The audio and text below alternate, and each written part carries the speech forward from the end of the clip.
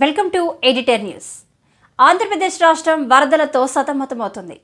ప్రజలు ఒక్క పూట తినడానికి కూడా నానా ఇబ్బందులు పడుతున్నారు. ఇప్పటికీ కూడా అనేక మంది ఇళ్లలో పొయ్యి వెలిగింది లేదు, కడుపులోకి 4 ముద్దలు దిగింది లేదు. ప్రజలు కష్టపడిన సొమ్మంతా వరద పాలైంది. రాష్ట్ర ప్రభుత్వంపై ఆర్థిక భారం తప్పలేదు. కేంద్ర ప్రభుత్వం తన వంతు సహాయ సహకారం అందిస్తుంది. ప్రతిపక్ష నేత జగన్మోహన్ రెడ్డి గురించి ఎంత తక్కువ చెబితే అంత మంచిది. ఇప్పుడు ఆయన పత్రిక సర్క్యులేషన్ ఏపీలో పడిపోయింది. వరదలో చిక్కుకున్న జనం బాధ కంటే ఆయన గారికి పత్రిక కోసం పుట్టెడు బాధలో ఉన్నారు. చంద్రబాబు నాయుడు అయితే ఏకంగా మోకాళ్ళ లోతులో ఉన్న నీటిలోనే సంచరిస్తున్నారు.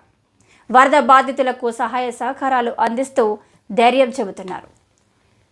వరదతో ప్రజలు అనేక ఇబ్బందులు పడుతుంటే డిప్యూటీ సీఎం పవన్ కళ్యాణ్ ఎక్కడ ఉన్నారు?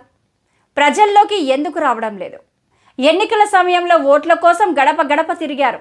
ఇన్ని బాధలు పడుతుంటే ఆదుకోవలసిన బాధ్యత పవన్ కళ్యాణ్కు లేదా అంటూ వైసీపీ నేతలు కొందరు పన్నాయి నొక్కులు నొక్కుతున్నారు.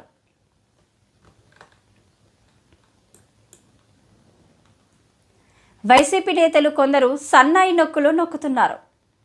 కానీ వైసీపీ నేతల మాటలు పవన్ కళ్యాణ్ పట్టించుకోవడం లేదు. ఆయన వరద ప్రాంతాల్లో పర్యటిస్తే ఏం జరుగుతుందో తనకు తెలుసు. ప్రజలు వస్తారు, బాధలు చెబుతారు, వారితో పాటు అభిమానులు తరలి వస్తారు.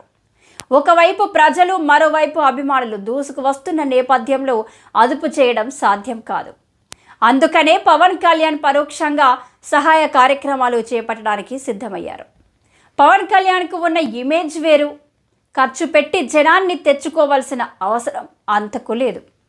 విజయవాడకు పవన్ వస్తున్నాడని తెలిస్తే చాలు అభిమానులు జనం తండోపతండాలుగా తరలి వస్తారు. మాజీ సీఎం జగన్ మాదిరిగా జనాన్ని పిలిపించుకొని జై కొట్టించుకోవలసిన అవసరం లేదు. 10 నిమిషాలు ఉండి ఫోటోలు తీయించుకొని వెళ్ళిపోవడం జగన్కు, వైసీపీ నేతలకు ముందు నుంచి ఉన్న అలవాటే. అలాంటి సాంప్రదాయం పవన్ కళ్యాణ్ రక్తంలోనే లేదు. పవన్ కళ్యాణ్ తన కార్యాలయం నుంచే నాయకులు, కార్యకర్తలతో పాటు అభిమానుల ద్వారా సేవలు అందిస్తున్నారు.